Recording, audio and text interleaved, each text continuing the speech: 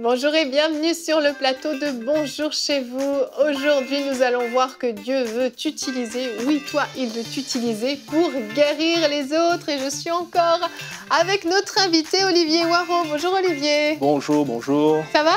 Très très bien, content d'être là. Ça fait plaisir. Et il y a Nadine aussi qui est là. Ça va Nadine? Ça va Evelyne et toi? T'es toute belle. Ah mais merci, toi aussi. T'es fraîche, t'es fraîche. Toi aussi Olivier, t'es beau. Merci beaucoup. J'aurais dû me faire des tresses, il y avait une thématique aujourd'hui. T'as pas eu le mémo? J'ai pas eu le mémo, non. C'est le thème de l'été. C'est le thème de l'été, exactement. Olivier, on a eu une super belle émission avec toi hier. On a vraiment parlé de la guérison divine, comment Dieu voulait nous guérir.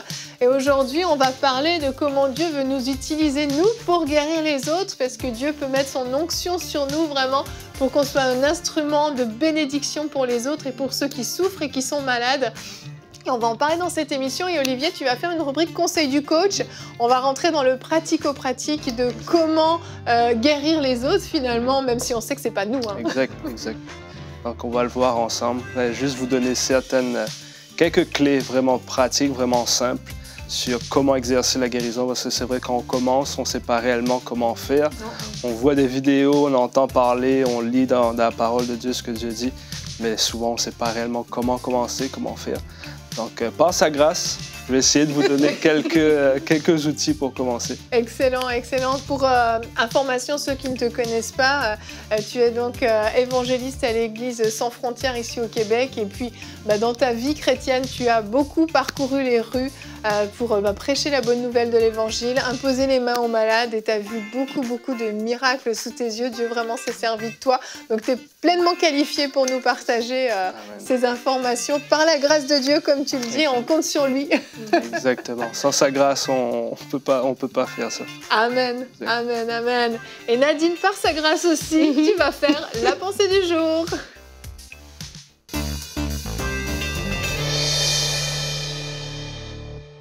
Alors aujourd'hui, j'ai à cœur de te poser la question, est-ce que tu crois encore à la guérison? Est-ce que tu y crois encore? Parce qu'aujourd'hui, on veut parler de comment Dieu veut t'utiliser pour guérir les autres. Mais est-ce que tu y crois encore? La Bible dit dans Hébreux 13 au verset 8, Jésus-Christ est le même hier, aujourd'hui et éternellement. Alléluia. Jésus-Christ est le même. Il guérit, il libère, il restaure, il délivre encore aujourd'hui. Les miracles que nous lisons dans la Bible sont encore d'actualité. Ils sont encore possibles aujourd'hui. Et Jésus nous a délégué l'autorité de pouvoir faire toutes ces choses. Il dit dans Jean 14 au verset 12, « En vérité, je vous le dis, celui qui croit en moi fera aussi les œuvres que je fais et il en fera de plus grandes parce que je m'en vais au Père. » Oui, absolument, Jésus nous a délégué cette autorité de guérir les malades, de délivrer ceux qui sont sous l'emprise de l'ennemi, de faire des miracles et des grandes choses. Mais est-ce que tu crois encore à la guérison? Beaucoup de gens y croyaient, mais maintenant ils n'y croient plus. Et c'est à ces personnes que je veux parler aujourd'hui. C'est à toi qui ne crois plus que je vais m'adresser.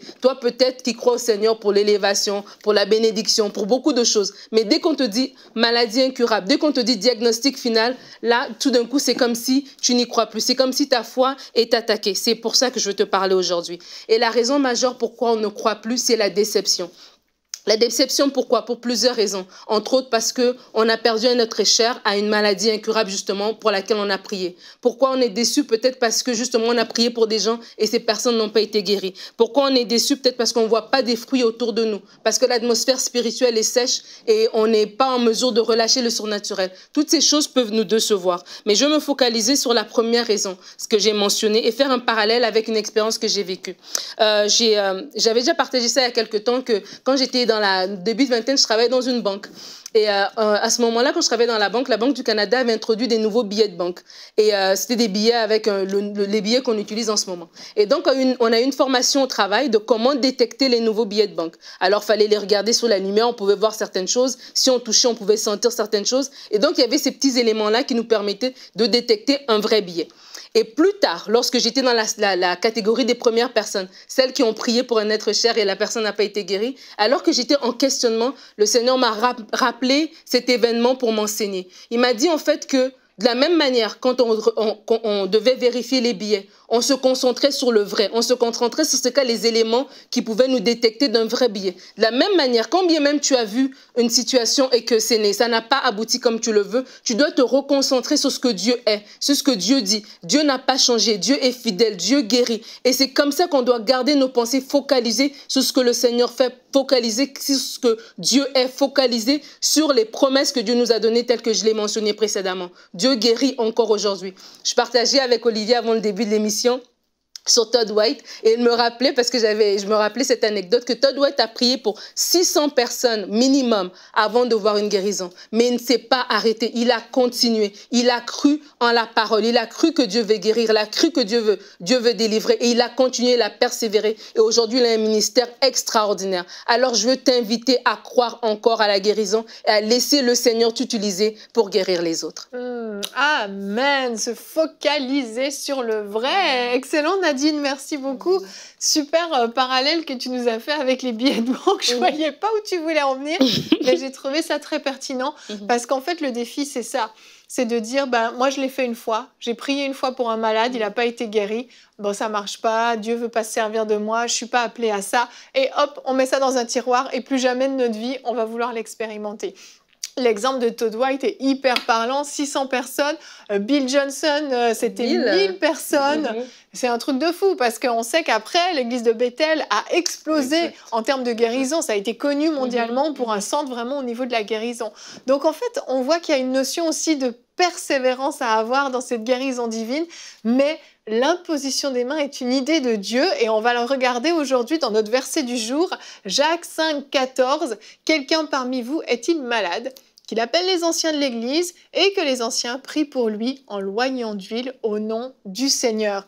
Alors les anciens, c'est pas forcément quelqu'un qui est dans les 5 ministères. Hein. Les anciens sont des chrétiens qui sont affermis, qui sont solides, mais c'est pas forcément le grand apôtre, le grand évangéliste. Et c'est génial que ce verset nous parle des anciens parce qu'on sait que Dieu pouvait se servir aussi des 5 ministères pour guérir. Mais ce verset nous parle des anciens pour nous montrer qu'en réalité, un chrétien affermi, un chrétien qui connaît son identité en Christ, peut être utilisé pour la guérison divine au travers de l'imposition des mains.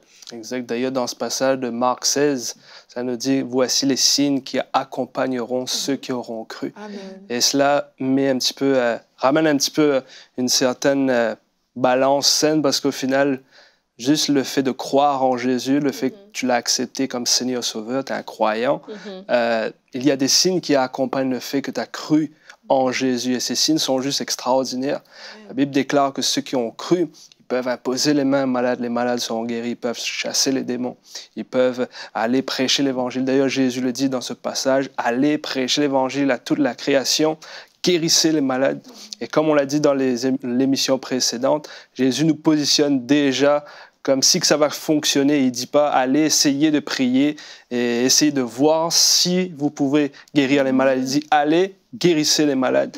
Il leur a donné la puissance pour la guérison, finalement. Donc, c'est réellement son cœur d'utiliser des personnes, des hommes et des femmes, des croyants, pour imposer les mains, pour relâcher la guérison. Amen. Et c'est pour ça que c'est important aussi en tant que croyant, je crois, de se baigner aussi dans une atmosphère de foi. Dans une atmosphère, parce que des fois, comme tu as dit, on a vu, on a essayé une fois, ça n'a pas marché, et on s'arrête là. Mais si tu lis que Todd White, il l'a fait 600 fois, ben, ça te donne le courage d'y retourner aussi. Et des fois aussi, c'est nous-mêmes de rester dans cette atmosphère-là, de rester dans cette parole, d'inviter le surnaturel, de se nourrir par des vidéos, par des ministères qui font déjà ces choses-là pour nous nourrir, nous aussi, pour dire que oui, peut-être dans mon église, je ne l'ai peut-être pas vu, peut-être je l'ai fait une fois, 2 fois, mais oui, je peux être cette personne-là qui va amener ce Marc 16 à se réaliser pleinement dans mon église, dans mon quartier, dans ma région. Et vraiment, c'est hyper important de ne pas laisser... Des fois, on laisse notre réalité comme un peu dicter la parole de Dieu et non laisser la parole de Dieu dicter notre réalité. Et lorsqu'on laisse la parole de Dieu dicter notre réalité, ça veut dire, OK, j'ai peut-être pas vu aujourd'hui, mais Todd White, j'écoutais encore une autre entrevue qui disait...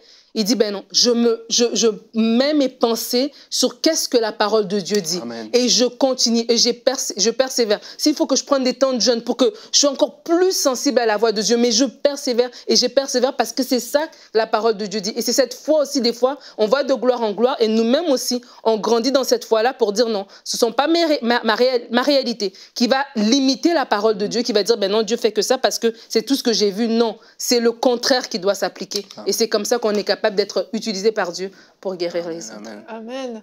Puis quand on comprend que Dieu a besoin de nous, en fait, pour aller Exact. guérir les autres, il a besoin de nous. Alors oui, c'est sûr, il y a des gens qui ont été guéris tout seuls dans leur chambre, ils ont prié, Dieu les a guéris, c'est tout à fait possible.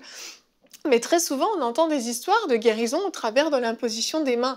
Mais si chacun d'entre nous, on refuse, on dit non Seigneur, non, pas moi, non, là je ressens pas assez ta présence, ah non, c'est pas assez, ah j'ai pas assez prié aujourd'hui, je suis pas assez ci, je suis pas assez ça, et on refuse, combien de personnes ne vont pas être guéries? Le nombre de fois où t'es allé dans la rue, Olivier, t'es sorti, et puis t'es allé imposer les mains simplement par la foi. Je pense pas qu'à chaque fois, tu ressens l'onction de Dieu hyper fortement sur toi, des décharges électriques partout. Rassure-nous. Pas du tout. Pas du tout. C'est vraiment une position de foi. La foi, comme j'aime bien le dire, c'est un périmètre. Soit tu es dans la foi, soit tu n'es pas dans la foi. Ouais. Et finalement, je me rappelle au début, parce que je lisais justement les Écritures, je savais que j'étais appelé à faire ça, je savais que c'était pour tous les croyants. Mais j'essayais de prier. Avant, je n'allais pas forcément dans les rues, je priais plutôt à l'église, dans les membres de ma famille, tout ça. Je voulais voir des malades guéris. Je priais pour les malades, mais il n'y avait pas de résultat. On a mentionné l'histoire de Todd White, et Dieu a permis de le rencontrer. Une fois que je l'ai rencontré en 2015, c'est réellement lui, justement, qui m'a activé dans la guérison, en fait, par une circonstance. En fait, celui qui traduisait pour moi, avait justement une jambe plus courte que l'autre. Et dès le moment où on a fini de parler, il prie pour moi, et puis moi, je pars. Et il me rappelle et il me dit de venir parce qu'il a une parole de connaissance pour le traducteur qui a une jambe plus courte. Et il me dit, est-ce que tu as déjà vu des malades être guéris? Je lui ai dit, pas vraiment. J'ai vu vraiment très peu de personnes être guéries. Et il me dit, regarde ce que Dieu va faire. Et il demande à la personne de s'asseoir. Et il me donne la jambe plus courte. Donc lui, il prend le jeune et il me dit, répète après moi. Et là, il dit simplement jambe droite, pouce. Donc, je répète, jambe droite, pouce. Et la jambe s'agrandit dans ma main. Wow. Je vois la jambe grandir dans ma main. Ça, c'était j'étais choqué. La simplicité, simplement jambe, pouce au nom de Jésus. Je suis rentré à la Réunion. Je pense qu'on va le voir dans une autre rubrique. Mais j'étais tous les jours dans les rues. Parce qu'à partir de là, ma vie avait juste changé. J'étais tous les jours dans les rues. Et j'avais mon standard, c'était tu pries pour chaque malade que tu croises. Chaque malade que tu croises, qu'il ait une migraine, qu'il soit aveugle, qu'il soit en fauteuil roulant. Des fois, quand tu vois une personne en fauteuil roulant, tu as peur. Et je me suis dit, c'est ça mon standard. Tu pries pour chaque malade que tu vois. Et Dieu a fait des miracles extraordinaires. C'est ça la foi finalement. Hein. Ça paraît impossible. Ça paraît complètement impossible. Et si on regarde à nous-mêmes, on a juste envie de partir en courant. On dit, ah non, sérieux, allez, je vais lui apporter toute ma compassion et tout mon amour, là, cet homme-là, c'est trop pour moi. Mais en fait, la foi, c'est une folie. C'est une folie. Arriver vers quelqu'un en fauteuil roulant où on voit qu'il y a vraiment quelque chose de physique, d'externe qui se voit. Parce que bon, quand c'est interne, on peut dire, bon, tu vérifieras si t'es guéri quand t'arrives chez toi, quoi. Mais quand c'est externe, tu le vois. Aller et imposer les mains, c'est ça la foi, en fait. Et là, tu manifestes, finalement, comme ça ne dépend pas de nous. C'est là où en fait, toute notre confiance en nous-mêmes doit s'effondrer dans ces moments-là, savoir que ça ne dépend pas de nous. Et nous, tout ce qu'on fait, c'est une obéissance. Poser la main, parler, mais notre parole à nous-mêmes ne vaut rien. C'est Dieu qui prend cette parole et qui crée le miraculeux. Et c'est là qu'on comprend qu'il n'y a rien qui... Nous, on est juste le point de contact, finalement. Et c'est suffisant. Ouais, et c'est... J'ai tellement la présence de Dieu quand je parlais, mais en fait, quand Olivier est en train de parler, je suis en train de me dire, et Todd White le disait aussi, c'est que l'idée, c'est que si on amène chaque chrétien à avoir ce standard-là, de se dire le miraculé est encore possible aujourd'hui, que moi, je peux être cette femme par laquelle le Saint-Esprit va passer, que toi et toi, on peut être ces personnes. Les gens, ils souffrent, les gens, ils ont besoin et Dieu veut nous utiliser. Mais nous retenons, nous avons peur parce que peut-être nous pensons que c'est nous-mêmes, mais ce n'est pas nous. Dieu a juste besoin de nous utiliser. Si on peut juste se disposer et si on peut juste dire, OK Seigneur, Remplis-moi encore de toi, remplis-moi encore de toi, explique-moi encore ta grandeur, montre-moi encore qui tu es. Et puis après, on va juste se laisser utiliser parce que Dieu veut faire des miracles et Dieu doit passer par chacun d'entre nous. Amen, amen. Il est temps de rentrer dans la pratique parce que oui, la présence de Dieu est sur ce plateau. Et Olivier, on va enchaîner avec toi dans la rubrique Conseil du coach. Alors aujourd'hui, on veut voir ensemble dans le conseil du coach comment faire pour guérir les malades. De façon pratique, j'aimerais par sa grâce essayer de te donner quelques clés pour commencer à exercer la guérison. Et j'aimerais te lire ce passage qu'on connaît bien, Marc 16 au verset 17. La Bible nous dit, voici les signes miraculeux qui accompagneront ceux qui auront cru. En mon nom, ils chasseront des démons. Ils parleront des langues nouvelles. Ils saisiront des serpents venimeux. Ou s'il leur arrive de boire un poison mortel, cela ne leur causera aucun mal. Ils imposeront les mains aux malades et les malades seront guéris. Déjà, ce passage est clair. Ils imposeront les mains aux malades et ils seront guéris. Jésus te positionne déjà comme un plus que vainqueur. Il te positionne déjà comme quelqu'un qui va guérir les malades. Ils imposeront les mains aux malades et les malades seront guéris. Il n'y a pas une autre option. Et j'aimerais simplement te dire que la guérison, c'est une grâce de Dieu. C'est l'onction du Saint-Esprit qui œuvre au travers de toi. C'est une grâce de Dieu. Ce n'est pas quelque chose que tu mérites. Ce n'est pas quelque chose qui est réservé à une élite. Ce n'est pas quelque chose qui est réservé uniquement à certaines personnes. Ici, ce passage est clair. C'est pour tous ceux qui croient. Donc, si aujourd'hui tu crois en Jésus, tu peux commencer. C'est ce que Dieu veut pour toi. Il veut que tu puisses guérir les malades. C'est un outil pour servir et aimer, à manifester la gloire de Dieu. Mon premier point est simple, c'est qu'attends-tu pour commencer? Qu'attends-tu pour commencer? Ici, dans ce passage, c'est Dieu qui parle. Il te dit, va et guéris les malades. Souvent, personnellement, dans ma vie, j'ai attendu que ce soit des pasteurs, que ce soit des hommes et des femmes, des frères qui m'encouragent à aller. Mais ici, c'est Dieu qui t'encourage à aller. Et souvent, en tant que chrétien, on aime bien s'asseoir, on aime bien discuter des révélations, on aime bien partager des versets. Mais ici, il y a un mandat. Va guérir les malades. Qu'attends-tu pour commencer? Commence aujourd'hui. Et souvent, moi, dans ma propre vie, j'ai dit, un jour, je ferai. Un jour, je guérirai les malades. Un jour, je servirai Jésus comme ci ou comme ça, comme tel homme de Dieu. Fais de un jour le jour 1. Fais de un jour le jour 1. Commence aujourd'hui. N'attends pas, parce que la directive de Dieu est claire. Va guérir les malades. Mon deuxième point est celui-ci. Guérissez les malades et non pas prier pour les malades. Alors, on est d'accord. La guérison passe par la prière. On va prier, la guérison va arriver. Mais qu'est-ce que je veux dire par là? C'est que Dieu nous positionne ici. Il ne te demande pas d'essayer de raconter 50 000 versets. Souvent, quand on débute, on est là, on prie. Seigneur, merci pour le beau temps, merci pour ta grâce, merci parce que tu guéris. Non. Guéris les malades. Lorsque tu regardes à la méthodologie de Jésus, il est simple, il est précis, il est rempli de puissance et d'autorité. Il parle directement au problème et il guérit les malades. Il dit, lève-toi et marche, ou va te laver, sois guéri, jambes poussent. Il est clair et il est précis. J'aimerais t'encourager, lorsque tu pries pour les malades, fais de même. Sois simple, sois précis. D'ailleurs, lorsque tu vas dans les rues, les gens n'ont pas beaucoup de temps. Donc, il faut être rapide, il faut être rempli d'autorité, rempli de puissance et relâcher la guérison. Guéris les malades et non pas prie pour plein d'autres choses. De façon concrète, comment le Saint-Esprit va te diriger à exercer la guérison? J'aimerais te donner 4 voies pour exercer la guérison. La première chose, c'est l'imposition des mains. On le connaît tous, l'imposition des mains, c'est la plus connue. Très souvent, on utilise cela. En fait, l'imposition des mains, c'est simplement avoir un contact avec la personne, être un contact pour que la puissance de Dieu passe, pour que la guérison agisse, pour que le Saint-Esprit commence à œuvrer dans le corps de la personne. Il n'y a rien de mystique dans tes mains, il n'y a rien de puissant dans tes mains. C'est simplement un point de contact pour que le Saint-Esprit commence à agir. Donc, impose les mains. Souvent, j'ai des gens qui me disent, je veux voir les malades être guéris. Impose les mains à plus de gens, simplement, et tu verras plus de malades être guéris. Amen. La deuxième chose, c'est les paroles de connaissance, une deuxième voie que le Saint-Esprit peut prendre pour la guérison des malades. C'est un don qui œuvre énormément avec la guérison, les paroles de connaissance. En fait, c'est simplement la réception d'un fragment de la connaissance de Dieu. Dieu connaît toutes choses, mais à un moment donné, tu es dans les rues, dans une réunion, et tu reçois une portion de sa connaissance. Et en fait, j'ai noté ici que la parole de connaissance invite la personne à venir. Et cela touche son cœur au final, parce que tu ne connais pas la personne et tu commences à donner une parole précise sur sa situation. Cela montre à la personne que Dieu connaît sa situation, que Dieu est attentionné, que Dieu se soucie de cette personne. Et c'est un don qui travaille avec la guérison. Des fois, même juste en mentionnant une parole de connaissance, les gens sont guéris. Je t'encourage à exercer cela. Une troisième chose, c'est les témoignages. Les témoignages sont puissants. Elles sont puissantes. Avez-vous remarqué que les gens, lorsque Jésus arrivait dans un autre lieu, les gens voulaient simplement que Jésus puisse, ils voulaient simplement toucher le bord de son vêtement.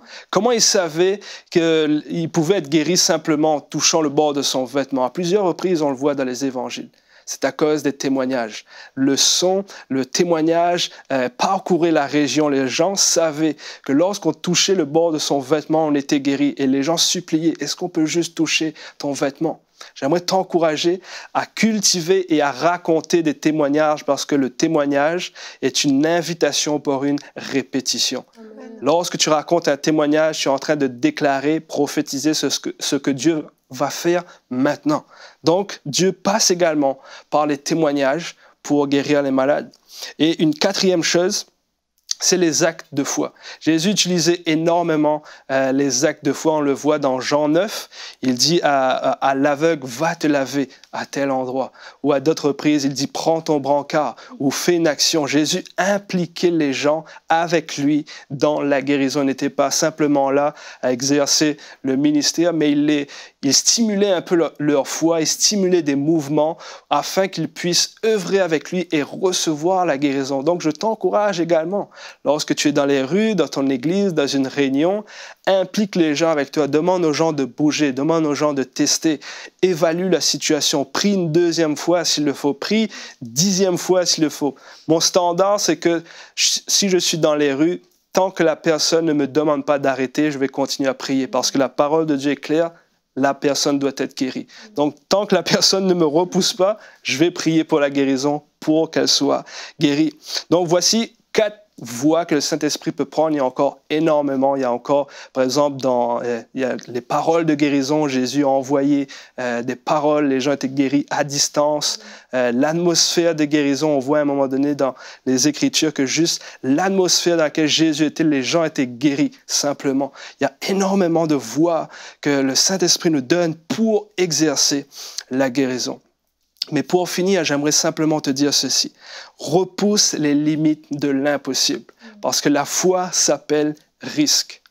La foi s'appelle risque. Plus tu vas prendre des risques, plus tu as la possibilité ou l'opportunité de voir une guérison. Souvent, j'ai remarqué ça dans les rues, on a tendance à vouloir diminuer le risque plutôt que d'augmenter le risque. Lorsqu'on diminue le risque, on va voir une personne, « Excuse-moi, est-ce que je peux prier avec toi ?» On va aller dans le coin de la rue, là-bas, il n'y a personne.